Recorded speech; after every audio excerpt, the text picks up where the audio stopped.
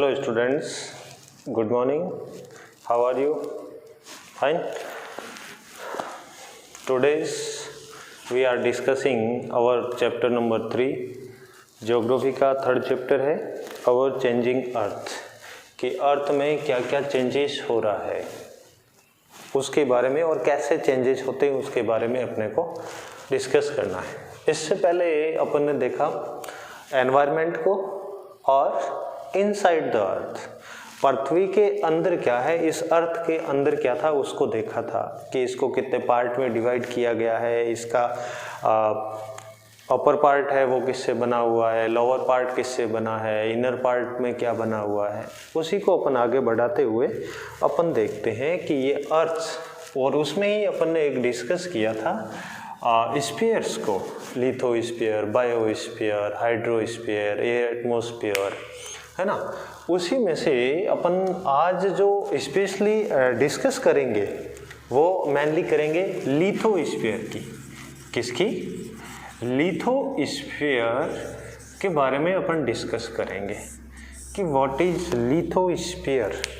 Lithosphere क्या है? What is lithosphere? What is lithosphere? Lithosphere मैं हिंदी में यदि इसको बताऊं आपको तो इसको जनरली अपन कहते हैं स्थल मंडल। किसे? इसको क्या कहेंगे? स्थल मंडल के नाम से इसको जानेंगे। है क्या लिथोस्फीयर? क्या है? तो अपन कहेंगे कि ये लिथोस्फीयर जो अपना ये अर्थ है, इस अर्थ पर जितना भी लैंड मास है, क्या जो लैंड मास है, और ये लैंड मास क्या है? ये लैंड मास प्लेट्स में डिवाइड है। किस में? प्लेट्स में। तो ये जितनी भी प्लेट्स हैं जो इसमें डिवाइड है, इन प्लेट्स को ही लिथोस्फेरिक प्लेट कहेंगे। क्या कहेंगे? लिथोस्फेरिक प्लेट्स कहेंगे। अब जितना भी है, अब पूरा लिथोस्फीयर क्या हो गया? ब्रोक हो गया। क्या हो गया? ब्रोक, टूट गया, है ना। क्या हो गया? टूट गया। ये जो ब्रोकन प्लेट्स हैं, अब जैसे ये टूटा, ये पहले सपोज दैट जितना भी अर्थ था, इस अर्थ पर जितना भी मतलब जिसको लैंड मास था, उस लैंड मास पहले तो सब पेंजिया था एक ऐसा कि इस पार्ट में था, पूरा का पूरा जो लैंड मास है वो क्या था कि एक साथ में था। लेकिन कुछ वजह रही, उन वजह के कारण ये ब्रोक हो गया और टूट गया, और ये जो एक प्लेट थी ये कई सारी प्लेटों में डाइवर्ट हो गई या बदल गई। अब ये अपन बात करते हैं तो मेनली 7 मेजर प्लेट्स हैं। How many? 7 और 20 माइनर प्लेट्स हैं। कितनी? Minor. 20 minor and 7 major plates हैं। इन्हीं 7 और 20 को क्या कहेंगे? लिथोस्फेरिक प्लेट्स कहते हैं। धरातलीय भूखंड या धरातलीय प्लेटें कहेंगे। क्लियर? अब ये होती क्या है कि जनरली अब कैसे डिवाइड हुआ इसके बारे में थोड़ा डिस्कस करते हैं। तो ये कैसे हुआ कि जब ये अर्थ था, ये अर्थ का जो लैंड मास था, बाकी तो ओशियनिक है, वाटर बॉडी है यहाँ पर, तो ये था, इसके अंदर कई सारे फोर्स लगते हैं, यानी फोर्स लगते हैं। फोर्स 2 टाइप के होते हैं। How many types? 2 टाइप्स के फोर्स होते हैं। ये 2 टाइप्स के फोर्स कौन से होते हैं इनके बारे में भी इस चैप्टर में अपन डिस्कस करेंगे। एंडोजेनिक और एक्सोजेनिक, उनके बारे में बात करेंगे। ये एंडोजेनिक क्या होते हैं और एक्सोजेनिक, ठीक है। एंडोजेनिक एंड एक्सोजेनिक फोर्स क्या होते हैं इनके बारे में डिस्कस करेंगे। बट उससे पहले अपन थोड़ा सा यहाँ आते हैं। ये था पेंजिया। क्या था? पेंजिया। ये ब्रोक हो गया, टूट गया, है ना। टूट गया। कैसे टूटा कि इसके अंदर से, ये जो फोर्स के बारे में पढ़ेंगे तब पता चलेगा कैसे टूटा। लेकिन उससे पहले अपन बात कर रहे हैं कि धीरे धीरे से ये जब बहुत पहले टूट गया और ये किसमें, इस तरह से कुछ प्लेटों में बदल गया, और इनके बीच जो गैप है वो ईयरली कुछ मिलीमीटर कितना, कुछ मिलीमीटर बढ़ता जा रहा है। यानी दो प्लेट है, ये दोनों प्लेट क्या हो रही है, धीरे धीरे दूर होती जा रही है, लेकिन ये मूवमेंट इतना स्लो होता है कि आप और हमें पता नहीं चलता है। क्लियर, ये अपने को किसी को पता नहीं चलता है। क्लियर होगी, ये तो थी लिथोस्फेरिक। अब ये क्यों, ऐसा क्यों होता है, क्योंकि इनके नीचे अर्थ का, अपन ने देखा इंटरनल अर्थ के अंदर का जो पार्ट है उस पार्ट को अपन देखेंगे तो ये कैसा पार्ट है, ये मोल्टेन पार्ट है। कैसा पार्ट है, मोल्टेन, यानी ये मोल्टेन है। मोल्टेन का मतलब क्या होता है, पिघला हुआ भाग। कैसा, पिघला हुआ भाग है। अब इस पिघले मोल्टेन, यानी जिसको अपन जनरली मैग्मा कहते हैं, क्या मैग्मा तो हालांकि जब बाहर आता है उसे कहेंगे, तो ये मेल्टेन पार्ट है जो पिघला हुआ रहता है। उसके ऊपर ये क्या है, तैरते रहते हैं। क्या करते रहते हैं, तैरते रहते हैं। और जैसे जैसे तैरते हैं तो ये धीरे धीरे से क्या होते हैं, दूर होते हैं। क्लियर, तो इसके कारण इनमें होता है मूवमेंट। कैसा, मूवमेंट। और ये मूवमेंट बहुत ही माइनर और स्लोली होता है, जो जनरली पता नहीं चलता है। अब अपन देखते हैं कि ये मूवमेंट जब होते हैं, अपन देखा किसके कारण, मूवमेंट किसके कारण होता है, मूवमेंट होता है इस मोल्टेन के कारण। जो पिघला हुआ भाग है इस अर्थ के अंदर इनर पार्ट में, है ना, उनके कारण जो होता है। अब उनके कारण ऐसा क्यों होता है और इसका इफेक्ट क्या पड़ता है इस मूवमेंट का, ये देखते हैं। तो इस मूवमेंट के कारण अपन जो फोर्स लगते हैं, उन फोर्स को कितने पार्ट में, 2 पार्ट में डिवाइड कर सकते हैं। कितने पार्ट में डिवाइड करेंगे, 2 पार्ट में। तो अपन यहाँ पर एक चार्ट बनाते हैं अर्थ मूवमेंट। ठीक है, इस अर्थ मूवमेंट को अपन कितने पार्ट में डिवाइड कर देते हैं, 2 पार्ट में। क्लियर, समझते रहे ना। अब इसको जैसे ही किया तो ये एक तो अपन ने कर दिया एंडोजेनिक और एक कर दिया एक्सोजेनिक। क्या कर दिया, एंडोजेनिक एंड एक्सोजेनिक। क्लियर, पहले अपन आज डिस्कस करते हैं एंडोजेनिक के बारे में, उसके बाद करेंगे एक्सोजेनिक के बारे में। अब ये एंडोजेनिक फोर्स को अपन डिवाइड करेंगे 2 पार्ट में, यानी ये 2 तरीके से होता है। एक तो होता है सडन, किस तरह से, सडनली, अचानक से, ये सडन होता है, यानी जिसको अपन क्या कहेंगे, सडन फोर्स कहेंगे। ठीक है।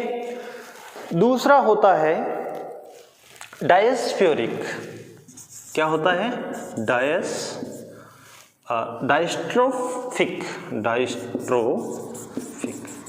Diastrophic force. ठीक है।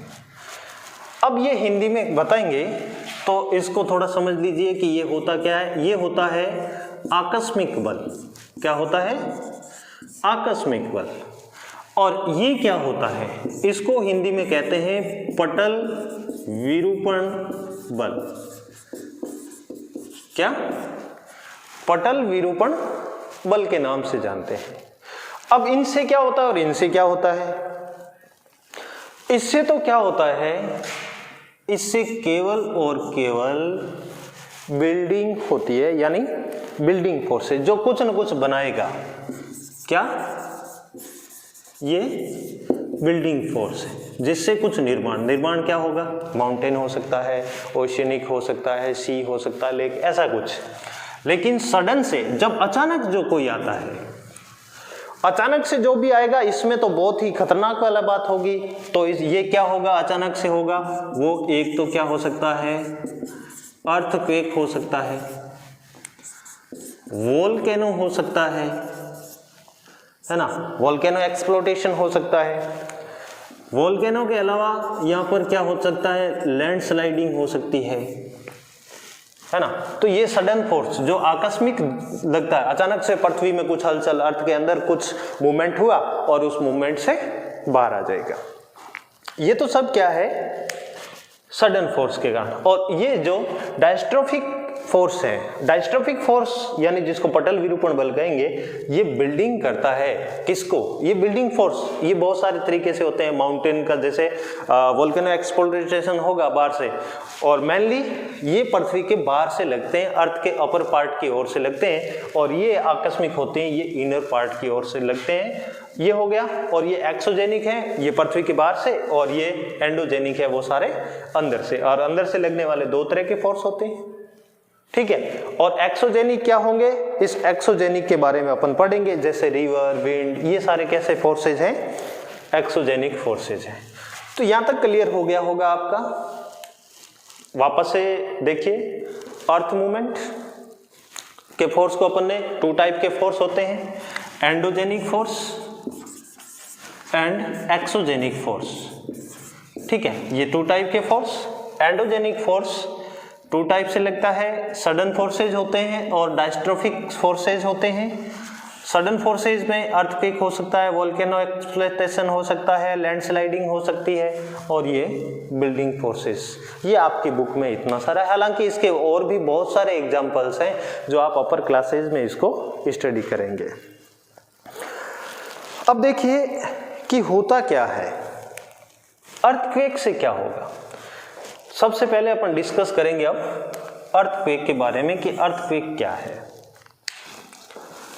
अर्थक्वेक कैसे आता है, किस तरह से ध्यान देना है इसमें कि अर्थक्वेक के समय कैसे सुरक्षित रहना है, अर्थ में क्या मूवमेंट होता है, और अपर पार्ट में किस तरह से मूवमेंट होता है। इसको अपन यहाँ पर थोड़ा डिस्कशन करते हैं कि जैसे ही मूवमेंट होता है तो मेनली अर्थक्वेक आता है, वोल्केनो एक्सप्लोटेशन होता है। तो सिंपली देखिए, चलो पहले वोल्केनो एक्सप्लोटेशन को कर लेते हैं, थोड़ा जल्दी से समझ में आ जाएगा क्या अर्थक्वेक। तो सबसे पहले अपन बात करें कि इसकी वोल्केनो एक्सप्लोटेशन की, कि वोल्केनो होगा क्या और इसमें क्या होगा। वोल्केनो होता क्या है, अपन ने देखा कि ये अर्थ पार्ट है पूरा, ये अर्थ पार्ट में अंदर की तरफ क्या है, अब इंटीरियर पार्ट में पूरा मोल्टेड पार्ट है ना, जो लिक्विड है, अंदर से पूरा द्रव्य पदार्थ है जो घूमता रहता है, और जब ये रोटेशन करती है तो इसके अंदर से एक क्या बनता है, फोर्स बनता है, और उस फोर्स को अपन ने क्या कहा, एंडोजेनिक फोर्स। अब एंडोजेनिक फोर्स के कारण मान लीजिए ये हलचल होती है और यहाँ हल्का सा इसमें दरार आ जाती है, ब्रेक हो जाती है, या कोई हॉल हो जाता है। ये कैसी जगह होती है, ये एक वेंट होता है, यहाँ से अचानक से, यहाँ से जैसे ही हल्का सा दुर्बल हो गया और फोर्स, है ना। आपने प्रेशर कुकर देखा है, प्रेशर कुकर में यदि सीटी बजना बंद हो जाए तो क्या होगा, एक्सप्लोटेशन होगा। लेकिन एक्सप्लोटेशन भी कहां से होगा, हैंडल के नीचे जो सेफ्टी वाल्व दे रखा है वहां से एक्सप्लोटेशन होगा। तो इस अर्थ में भी एक्सप्लोटेशन कहां से होगा, जो सेफ्टी वाल्व होगा, यानी जहां पर थोड़ा सा भी दुर्बल है वहां से ये निकलेगा और एक्सप्लोटेशन होगा। अब एक्सप्लोटेशन होगा तो होगा क्या, जैसे देखिए ये अर्थ सरफेस है, अब इसके अंदर कुछ हलचल हो रही है, जैसे ही यहां से ब्रेक होगी तो ये यूं इसमें से क्या निकलेगा, लावा, मैग्मा, गैसेस, क्लाउड्स, सैंड्स, ये सब कुछ निकलेंगे, और ये क्या होते जाएंगे, इस तरह से डिपॉजिट होते जाएंगे। क्या होते जाएंगे, डिपॉजिट होते जाएंगे। तो डिपॉजिट होगा तो ये क्या बन जाएगा, एक माउंटेन, या माउंटेन बन जाएगा। किसका, किसको बिल्ड करेगा, माउंटेन को बिल्ड करेगा। अब जैसे ये माउंटेन को बिल्ड करेगा तो यहां से ये क्या होगी, एक वेन होगी, यानी जिसको अपन क्या कह सकते हैं, ये पूरा या सॉलिड में हो जाएगा, है ना, ये पार्ट सॉलिड हो जाएगा दोनों तरफ का। अब ये सॉलिड होगा तो ये एक क्या बन गया, इसके अंदर पाइप। अब ये वेंट है, क्या है ये, वेंट है ना, ये वेंट है जहां से ओपन हुआ वोल्केनो, क्या हुआ, यहां से वोल्केनो ओपन हुआ, जिसको ये एक पाइप है जहां से ऊपर से निकल रहा है, जो अपर पार्ट है इसका। इस अपर पार्ट को अपन कहेंगे क्रेटर। क्या कहेंगे, इस पार्ट को कहेंगे क्रेटर कहेंगे। ये वेंट हो गया, ये पाइपलाइन जो है, ये क्या कहलाएगा? वेंट। ऊपर का पार्ट है वो क्या कहलाएगा? क्रेटर कहलाएगा। ठीक है, अब ये अचानक से ब्लस्ट होगा इसमें से, और ब्लस्ट में क्या निकलेगी? इसमें से निकलेगी गैसेज, है ना, वे गैसेज और फोग, बहुत सारा धुआं निकलेगा इन गैस के साथ, है ना। तो ये गैसेज, फोग्स या आस जिनको कहते हैं, राख, है ना, ये राख भी इनके साथ में बहुत तेजी से निकलेगी। अब जैसे ये सडनली होता है और सडनली होने के साथ में अब ये क्या है? ये सारा लावा है। क्या है? ये दोनों तरफ फैलेगा, वो क्या है? लावा। अब ये लावा, गैसेज, फोग्स, आस और भी बहुत कुछ है, इन सब को मिला के अपन क्या कहते हैं? मैग्मा, है ना। मैग्मा में से जब ये निकल जाएंगे तो ये क्या हो जाएगा? डिपोजिशन होगा किसका? लावा का डिपोजिशन होगा, और लावा धीरे धीरे से क्या हो जाएगा? डिपोजिट हो जाएगा। डिपोजिट से होने से ही ये किस में कन्वर्ट हो जाएगी? ये रॉक में कन्वर्ट हो जाएगा। क्लियर हो गया? नाउ इसी तरह से जब प्लेट्स मूवमेंट करती है, अब सपोज दैट ये 2 प्लेट्स हैं, है ना, ये 2 प्लेट्स हैं। अब ये प्लेट्स का चाहे मूवमेंट डायरेक्शन कोई सी भी हो, चाहे दोनों पास में आ रही हो, चाहे दोनों दूर जा रही हो, है ना, दोनों पास आ रही हो, कॉन्वेक्स हो या कॉनकेव हो, दोनों किसी तरह से हो, चाहे ये दूर जा रही हो। अर्थक्वेक, अब अर्थक्वेक को समझेंगे कि अर्थक्वेक क्या है, चाहे वो पास में आ रही हो, चाहे दूर जा रही हो। ये दोनों प्लेट्स हैं, वो को अपन प्लेटों को देखेंगे। अब जब ये दोनों मूवमेंट करेगी, या तो क्लोज आएगी या दूर जाएगी, दोनों में क्या होगा? मूवमेंट होगा, और मूवमेंट होने से ही इसमें एक वाइब्रेशन आएगा। क्या आएगा? वाइब्रेशन आएगा। अब ये वाइब्रेशन आएगा तो होगा क्या? वाइब्रेशन आएगा तो क्या होगा? कुछ न कुछ तो होगा।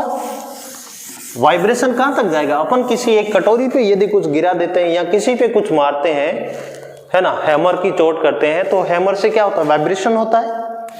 तो इसी तरह से इस अर्थ के अंदर किसी भी पॉइंट में, मान लीजिए ये अर्थ का एक पॉइंट है और यहां से वाइब्रेशन स्टार्ट हुआ, इस वाइब्रेशन जहां से स्टार्ट होगा उसको क्या कहेंगे? फोकस कहेंगे। अब ये वाइब्रेशन सबसे ऊपर जो इसकी नियरेस्ट जगह है, वहां पर अर्थ का जो सरफेस है, उस अर्थ के सरफेस पर पहुंचेगा। कहां पर पहुंचेगा? अर्थ के सरफेस पर पहुंचेगा, और अर्थ के इस सरफेस को क्या कहेंगे? ईपी सेंटर कहेंगे। क्या कहेंगे? ईपी सेंटर कहेंगे। यहां पर वाइब्रेशन आएगा इसका, और यहां पर वाइब्रेशन आएगा तो सबसे ज्यादा जो नुकसान होगा, हार्मफुल होगा, वो यहां पर होगा। इनके अलावा भी ये बहुत सारी जगहों को क्या करेगा? नुकसान पहुंचाएगा। ये सेंटर यानी अर्थ के अंदर का जो पॉइंट है जहां से ये ओरिजिन होता है उसको फोकस, और अर्थ के अपर पार्ट पर जो सबसे पहले जो पर वेव्स जाएगी, उस वेव्स की जगह को ईपी सेंटर कहते हैं। अब यहां से जो वेव्स निकलेगी, है ना, ये वेव्स कितने टाइप की होती है? 3 टाइप की। कितने टाइप की होती है? 3 टाइप्स की होती है। ये 3 टाइप्स कौन कौन से होंगे? फर्स्ट, जिसको प्राइमरी वेव्स कहते हैं, ठीक है, सेकेंडरी वेव्स या फिर लैंड वेव्स जिसको कहते हैं, है ना, प्राथमिक तरंगे, द्वितीयक तरंगे और धरातलीय तरंगे जिनको जाना जाता है। अब ये होती क्या है, किस तरह से जो एपिसेंटर है उस एपिसेंटर पर कितना नुकसान करेगी, कहां कहां जाती है, ये अपर क्लास का मैटर है। आपके सिलेबस में इतना ही है कि वोल्केनो एक्सप्लोटेशन क्या होता है और किस तरह से होता है, अर्थक्वेक किस तरह से आता है, और उसका जो अर्थ के अंदर का पॉइंट है उसे क्या कहेंगे, और अपर पार्ट पर जो फोकस है पॉइंट है उसको क्या कहेंगे। दोनों की आपको डेफिनेशन याद रखनी है, ठीक है। अर्थक्वेक क्या होता है, तो ये तो था आज की क्लास का अपना। अब इसमें आपको करना क्या है, आज की क्लास में एक थोड़ा सा और अब मैं बता देता हूं कि जब अर्थक्वेक आ जाए तो खुद को सेफ कैसे रखना है। अर्थक्वेक आ जाए तो खुद को क्या करना है, सेफ कैसे रखना है। तो फर्स्ट ऑफ ऑल, यदि आप घर में हैं, कहां पर हैं, घर में हैं, तो घर में सबसे पहले आपको सेफ स्पॉट ढूंढना है यानी सुरक्षित जगह ढूंढनी है। ये कहां हो सकती है? किचन का जो बेस होता है, किचन काउंटर होता है ना, किचन काउंटर का जो बेस होता है उसके नीचे, रूम में है तो टेबल या बेड के नीचे, ऐसी जगह पर खड़ा होना है कि यदि ऊपर गिर भी जाए तो डायरेक्ट चोट नहीं लगे और उसको सुरक्षित रख सके। क्लियर? सेकंड थिंग, यदि अपन बात करें स्टे अवे फ्रॉम, अब आपको रखना है stay away from. Stay away from कैसे रखोगे?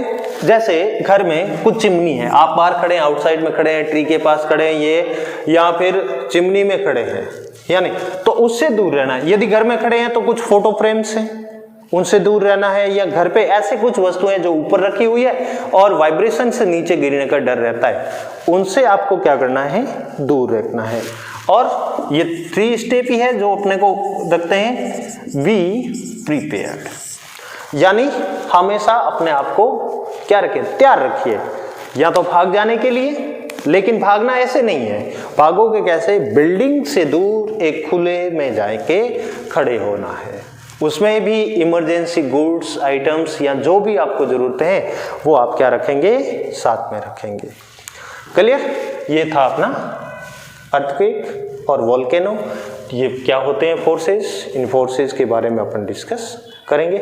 ओके, जय हिंद, जय भारत। हाँ, होमवर्क में वोल्केनो एक्सप्लोटेशन की पिक्चर बनानी है, डायग्राम बनाना है, अर्थक्वेक का डायग्राम बनाना है, focus, epicentre, volcano and earthquake, इन सब की डेफिनेशन लिखनी है, और ये जो क्लासिफिकेशन किया था अपन ने अर्थ मूवमेंट का, इस डायग्राम को भी बनाना है। क्लियर? Okay, thank you.